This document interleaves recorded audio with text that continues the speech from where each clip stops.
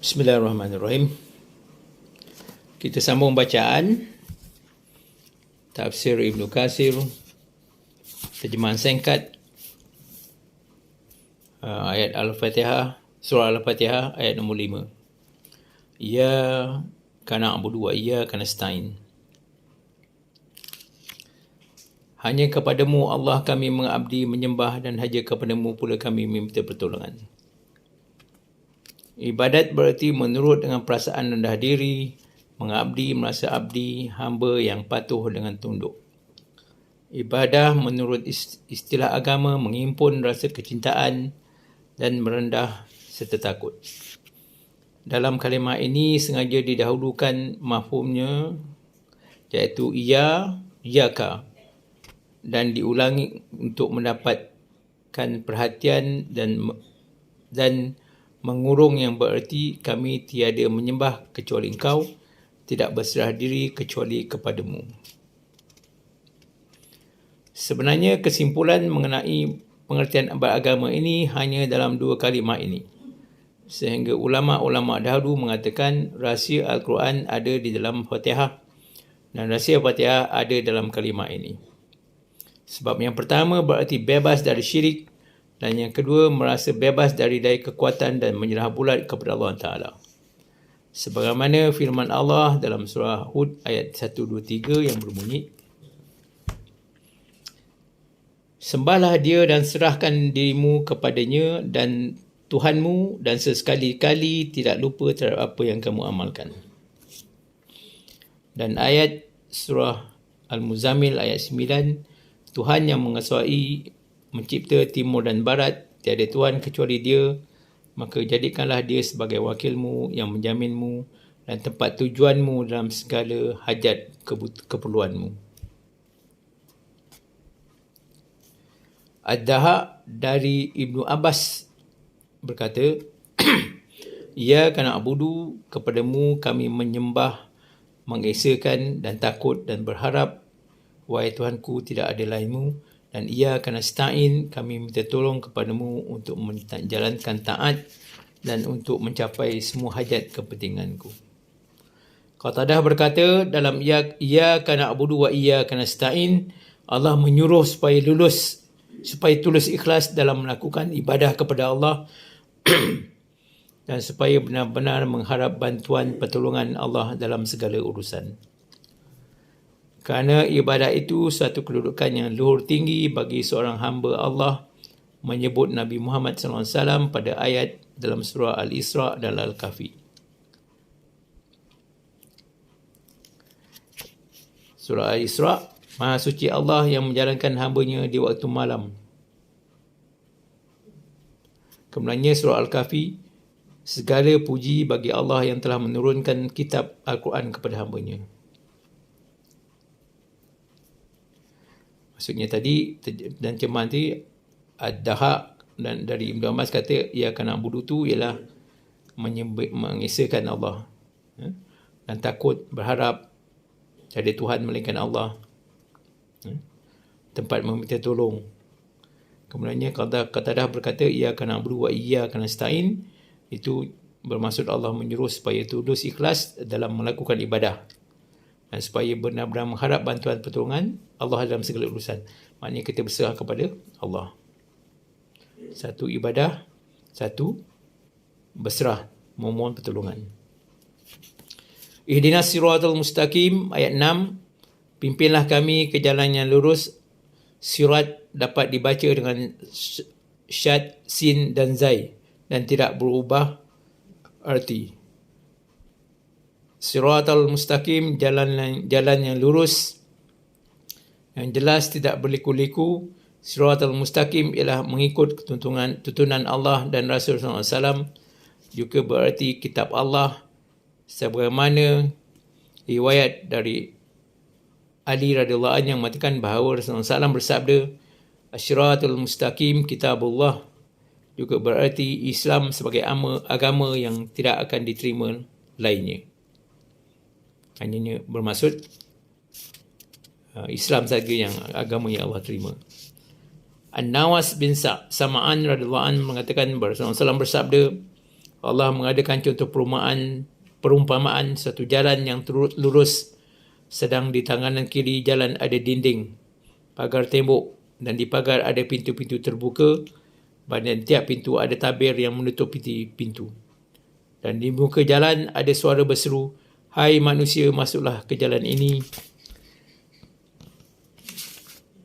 dan jangan berbelok." Dan di atas jalanan ada seruan.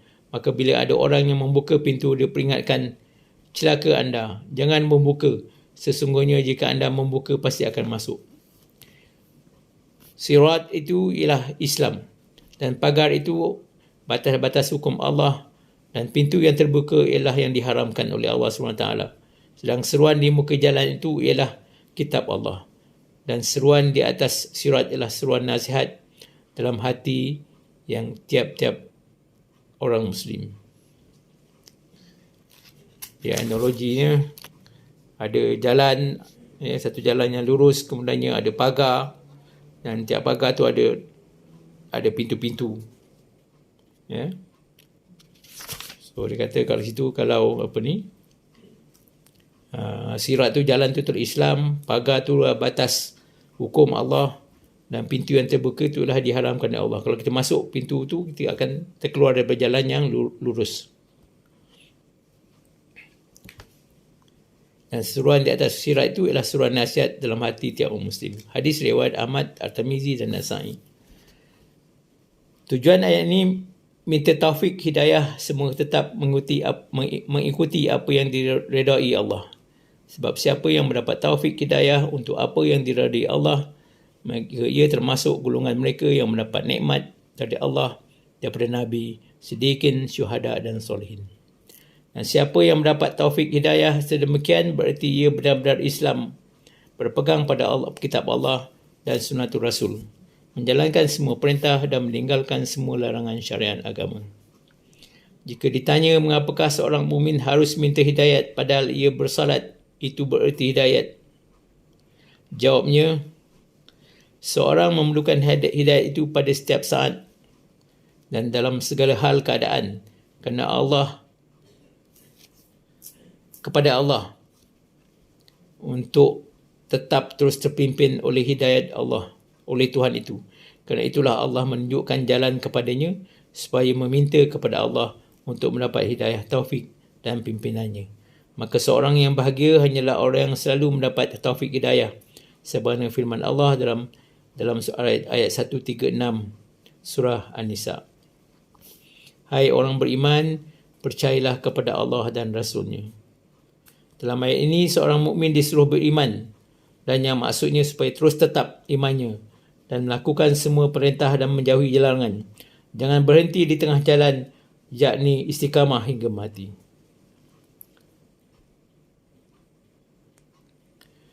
Ayat seterusnya, siratal ladzina an'amta 'alaihim ghairil maghdubi 'alaihim waladdallin.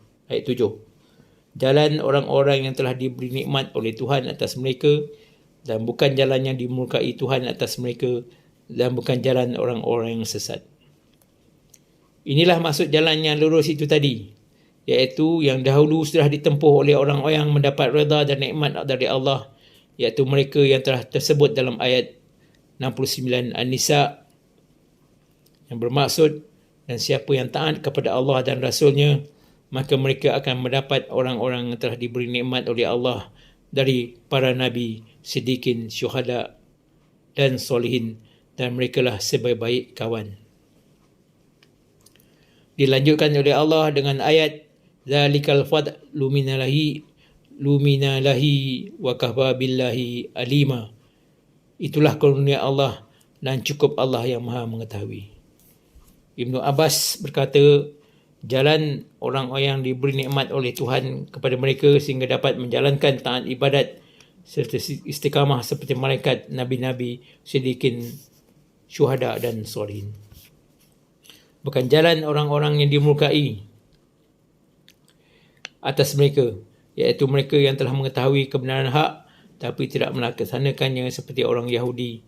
Mereka telah mengetahui kitab Allah tetapi tidak melakukannya. Juga bukan jalan orang yang sesat kerana mereka tidak mengetahui. Maksudnya Ibnu Abbas kata jalan orang yang diberi nikmat ialah diberi nikmat oleh Allah kepada mereka hingga dapat menjalankan ibadat seperti malaikat, Nabi, siddiqin dan sebagainya. Adi bin Hatim radhiyallahu anhu berkata kepada Nabi SAW, siapakah yang dimurkai Allah itu? Jawab Nabi SAW, Al-Yahud. Dan siapakah yang sesat itu? Jawab Nabi SAW, An-Nasara, Kristian Nasrani. Orang Yahudi disebut dalam ayat man la'anahu Allah wa ghadiba alaihi. Orang-orang yang dikutuk, dilaknat oleh Allah dan dimurkai sehingga dijadikan di atas mereka kera dan babi. Orang Yahudi hingga dikutuk Allah hingga jadi kera dan babi. Orang Nasara disebut dalam ayat qad dalu min qablu wa dalu wa adhalu katsira wa dalu an sawa isabil. Mereka yang telah sesat sejak dahulu, yang menyesatkan orang banyak dan tersesat dari jalan yang benar. Dan sunat bagi siapa yang membaca Fatihah pada akhirnya membaca amin, yang berarti ya Allah terimalah. Abu Hurairah mengatakan Nabi SAW bersabda, jika imam membaca amin, maka sambutlah bacalah amin. Maka sesungguhnya siapa yang bertepatan bacaan aminnya dengan aminnya para malaikat, maka diampunkan baginya dosa-dosa yang telah lalu. Hadis riwayat Bukhari dan Muslim. Abu Musa meriwayatkan Rasulullah SAW bersabda, jika imam membaca waladhdallin, maka bacalah amin. Nescaya Allah menerima dan menyambut kamu permintaanmu. Hadis riwayat Muslim. Surah ini hanya 7 ayat, mengandungi pujian dan syukur kepada Allah. Ini kira penutup penutup kepada surah tafsir surah Fatihah. Surat ini hanya 7 ayat, mengandungi pujian dan syukur kepada Allah dengan menyebut nama Allah dan sifat-sifatnya yang mulia, lalu menyebut hal hari kemudian, pembalasan dan tuntutan. Kemudian menganjurkan kepada hamba supaya meminta kepada Allah dan merendah diri pada Allah, serta lepas bebas dari daya kekuatan diri, menuju kepada tulus ikhlas dalam melakukan ibadah dan tauhid pada Allah. Kemudian menganjurkan kepada hamba sahaya selalu minta hidayah taufik dan pimpinan Allah untuk dapat mengikuti siratal mustaqim, supaya dapat tergolong dari golongan hamba-hamba Allah yang telah mendapat nikmat dari golongan Nabi, Siddiqin, Syuhada dan Solihin. Juga mengandung anjuran supaya berlaku baik, mengerjakan amal soleh, jangan sampai tergolong orang-orang yang dimurkai atau tersesat dari jalan Allah. Wallahu a'lam bishawab.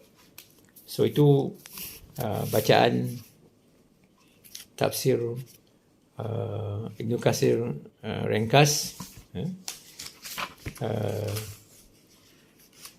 untuk surah Al-Fatihah. Mengikut penterjemahan ni, ringkas tu bermakna sebab dia terjemahan tafsir Ibnu Katsir ni panjang. Tapi ada hadis-hadis yang dia berulang. Maka kalau dia berulang tu banyak, mungkin dia akan ambil hanya 1 atau 2. So itu maksudnya diringkaskan. Ya. Wallahu a'lam bishawab. Alhamdulillah. Tamat bacaan surah tafsir Ibnu Katsir surah Al-Fatihah. Wallahu a'lam bishawab.